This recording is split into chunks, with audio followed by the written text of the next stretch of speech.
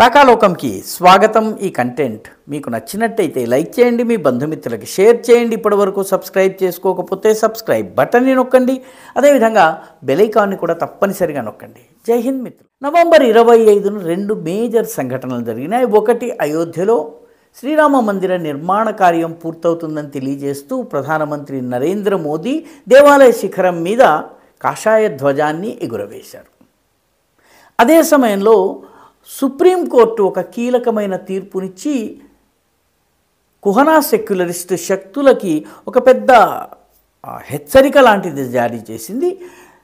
ఒక క్రైస్తవ ఆఫీసరు నా హిందూ తోటి పనిచేసేటటువంటి నా జవాన్లు ఏదైతే పూజ చేస్తారో ఆ పద్ధతిలో నేను పూజించను, ఎందుకంటే నా మతం నాకు ముఖ్యము అన్నటువంటి మాట అంటే దానిని తప్పు పట్టడమే కాకుండా అతనిని సర్వీసు నుంచి తొలగించేసింది. అంటే తొలగించేసినటువంటి ఆదేశాల్ని ధృవీకరించింది. ఈ రెండిటితో పాటు మూడవ సంఘటన జరిగింది. పశ్చిమ బెంగాల్లో మమతా బెనర్జీ గతంలో ఎన్నడూ లేనంత రీతిలో కోపంతో, వణుకుతో, ఆవేశంతో, ఫ్రస్ట్రేషన్తో కూడినటువంటి విమర్శలు చేసింది. ఎవరి మీద విమర్శలు చేసింది? ఈ దేశంలోని ఎన్నికల సంఘం పైన విమర్శలు చేసింది. ఈ ఎన్నికల సంఘం చేస్తున్నటువంటి స్పెషల్ ఇంటెన్సివ్ రివిజన్ మీద ఆమె చాలా భయంకరమైనటువంటి విమర్శలు చేసింది. మామూలుగానే మమతా బెనర్జీ చాలా కఠినమైనటువంటి పదజాలంతో విమర్శలు చేస్తారు. ఈసారి కొంచెము హద్దుమీరి పరిధులు దాటి కూడా విమర్శించారు.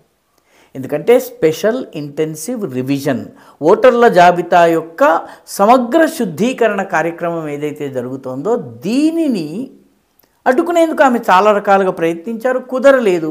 తాజాగా ఎన్నికల సంఘం 3 ఆదేశాలని జారీ చేసింది స్పెషల్ ఇంటెన్సివ్ రివిజన్కి సంబంధించి. ఈ స్పెషల్ ఇంటెన్సివ్ రివిజన్కి సంబంధించి జారీ చేసినటువంటి 3 ఆదేశాలు మమతా బెనర్జీకి అపరిమితమైనటువంటి కోపం తెప్పించాయి.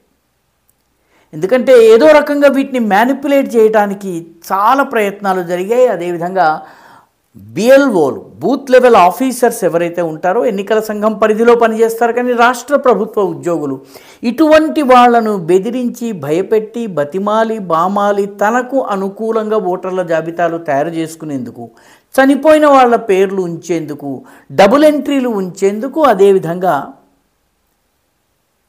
బంగ్లాదేశీ చొరబాటుదారుల పేర్లు కూడా ఉంచేందుకు ఆమె శతధా ప్రయత్నించింది. ఈ 3 ఆదేశాలు ఆమెకి చాలా ఇబ్బంది కలిగిస్తున్నాయి. ఈ 3 ఆదేశాల్లో మొట్టమొదటిది ఏంటంటే ఈ బిఎల్ఓలు ఎవరైతే ఉన్నారో బూత్ లెవెల్ ఆఫీసర్ సమాచారాన్ని సేకరించిన తర్వాత వాళ్ళే డేటా ఎంట్రీ చేయాలన్నట్టయితే వాళ్ళకు పని భారం పెరుగుతోంది. రెండవది, వాళ్ళు రాష్ట్ర ప్రభుత్వం కానీ లేకపోతే ఏదన్నా తృణమూల్ కాంగ్రెస్ వంటి రాజకీయ పార్టీ కానీ బెదిరిస్తే లొంగి వాళ్ళకు అనుకూలమైనటువంటి జాబితాల్ని తయారు చేసే అవకాశం ఉంది. అందుకనే ప్రభుత్వము ఈ డేటా ఎంట్రీ చేసేందుకు డేటా ఎంట్రీ ఆపరేటర్స్ని నియమించబోతోంది. ఈ డేటా ఎంట్రీ ఆపరేటర్స్ కోసము టెండర్ని పిలిచింది. ప్రభుత్వం ఎవరు పడితే వాళ్ళని తీసుకోవడానికి లేదు. దీనికోసం ప్రత్యేకంగా ఏజెన్సీలను సృష్టించి వాళ్ళు ఏ జిల్లాలో స్పెషల్ ఇంటెన్సివ్ రివిజన్ జరుగుతుందో ఆ జిల్లా కాకుండా వేరే జిల్లాకి చెందిన వాళ్ళని కానీ, కుదిరిన చోట్ల వేరే రాష్ట్రానికి చెందిన వాళ్ళని తీసుకొచ్చి వాళ్ళ చేత డేటా ఎంట్రీ చేయిస్తుంది. కాబట్టి డేటా ఎంట్రీ చేసేవాడు కాగితం మీద ఏది ఉందో దాన్ని ఎంట్రీ చేస్తాడు. ఎక్కడికక్కడ బిఎల్ఓలు చేసినటువంటి పనిని ఇతను చెక్ చేసేటటువంటి అవకాశం ఉంది. దీనిలో అతను ఏ రాజకీయ పార్టీతోటో కుమ్మక్కయ్యి దొంగ లెక్కలు రాసేందుకు ప్రయత్నిస్తే దానిని అడ్డుకునేటటువంటి పనిని ఈ డిఈఓలు చేస్తారు. కాబట్టి డేటా ఎంట్రీలో కానీ డేటా కలెక్షన్లో కానీ జరిగేటటువంటి మోసాలను ఈ బిఎల్ఓలు కూడాను కాంప్రమైజ్ అయ్యేదైనా తప్పు చేసేటటువంటి అవకాశం ఉంటే దానిని ఈ డిఈఓలు నిరోధిస్తారు. కాబట్టి కేవలము బిఎల్ఓలను మేనేజ్ చేస్తే అయిపోతుందన్నటువంటి మమతా బెనర్జీకి ఇదొక ఊహించని ఎదురుదెబ్బ. రెండవది, ఈ మొత్తం ఎన్యూమరేషన్ ప్రాసెస్ ఏదైతుందో దీన్ని డిజిటైజ్ చేసే ప్రాసెస్ని కూడాను చిత్రీకరిస్తున్నారు. దీనికి సంబంధించిన రికార్డ్స్ ఉంటున్నాయి. అంటే బిఎల్ఓ ఏదన్నా చెప్పినా కానీ లేకపోతే ఏ రకమైనటువంటి బెదిరింపులు కానీ ప్రలోభనలు కానీ వచ్చినట్టయితే అవన్నీ కూడా రికార్డు చేయడం జరుగుతుంది. కాబట్టి మోసాలు చేయడానికి రాజకీయ పార్టీలకు వీలు లేకుండా ఉంటుంది. అభ్యంతరాలు ముసాయిదా లిస్టు ఓటర్ల జాబితాని పెట్టిన తరువాత సహజంగానే వాళ్ళ అభ్యంతరాలు వ్యక్తం చేయొచ్చును, కరెక్షన్స్ ఇవ్వచ్చును, క్లారిఫికేషన్స్ ఇవ్వచ్చును. కానీ ఈ బిఎల్ఓలను కానీ డిఈఓలను కానీ ఇన్ఫ్లుయెన్స్ చేయటం కుదరకుండా ఈ డిజిటైజేషన్ దాని యొక్క ఫోటోషూట్ చేయటం ఇది ఎన్నికల సంఘం తీసుకుంటోంది. ఇది రెండవ ఎదురు దెబ్బ. మూడవది, పశ్చిమ బెంగాల్లో ఎన్నికల ఫలితాలు అర్బన్ ఏరియాలో తారుమారు కావడానికి ఒక ప్రధానమైన కారణం ఏంటంటే ఈ అపార్ట్మెంట్స్, హైరైజ్ అపార్ట్మెంట్స్, కాలనీస్ ఏవైతే ఉంటాయో వీటి బయట గేటు దగ్గర ఎన్నికల సమయంలో తృణమూల్, ఇంతకుముందు కమ్యూనిస్ట్ గూండాలు చేసేవాళ్ళు, ఆ తర్వాత ఇప్పుడు తృణమూల్ కాంగ్రెస్ గూండాలు ఓటర్లు బయటకు వెళ్ళి పోలింగ్ బూత్కి వెళ్ళడానికి వీలు లేకుండా వాళ్ళు అక్కడ కూర్చునేవాళ్ళు. వాళ్ళని చూసి ఓటు వేయాలనుకుని బయటకు వచ్చిన వాడు కూడా భయంతో వెనక్కి వెళ్ళిపోయేవాడు. అందుకని ఈసారి ఎన్నికల సంఘం నిర్ణయం తీసుకున్నది, ఒక ప్రత్యేకమైనటువంటి విశేషమైన నిర్ణయం తీసుకుని హైరైజ్ అపార్ట్మెంట్స్ ఉన్నాయి, మల్టీ స్టోరీడ్ పెద్ద అపార్ట్మెంట్స్ ఉన్నాయి, 600-700 మంది ఓటర్లు ఉన్నటువంటి అపార్ట్మెంట్స్ కనుక ఉన్నట్టయితే అపార్ట్మెంట్స్, హైరైజ్ అపార్ట్మెంట్స్ కానీ గేటెడ్ కమ్యూనిటీస్లో కానీ అక్కడే పోలింగ్ బూతులు పెట్టడం జరుగుతుంది. అంటే కాలనీ బయట కూర్చుని దాదాగిరి చేసేటటువంటి వాళ్ళు కాలనీ లోపలికి రావడానికి వీలుండదు. కాబట్టి కాలనీ లోపలికి వాళ్ళు వస్తే సీసీటీవీ కెమెరాలు అవి రికార్డ్ అవుతాయి.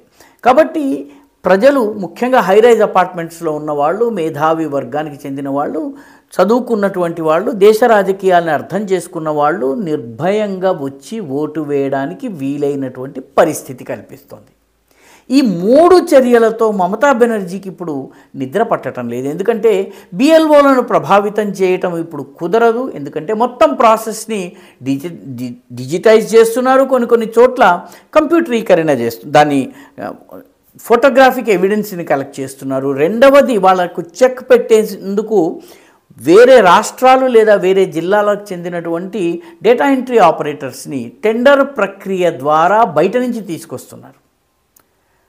రెండవది, ఈ మూడవ ముఖ్యమైనటువంటిది, ఈ హైరైజ్ అపార్ట్మెంట్స్లో ఓట్లు పడకుండా పోలింగ్ శాతాన్ని తగ్గించేందుకు రాజకీయ గూండాలు చేసేటటువంటి ప్రయత్నాన్ని అడ్డుకునేందుకు ఆ హైరైజ్ అపార్ట్మెంట్స్లోనే పోలింగ్ బూతులు పెట్టడం జరుగుతుంది. దీనివల్ల అందరూ నిర్భయంగా బయటకు వచ్చి ఓటేసే అవకాశం ఉంది.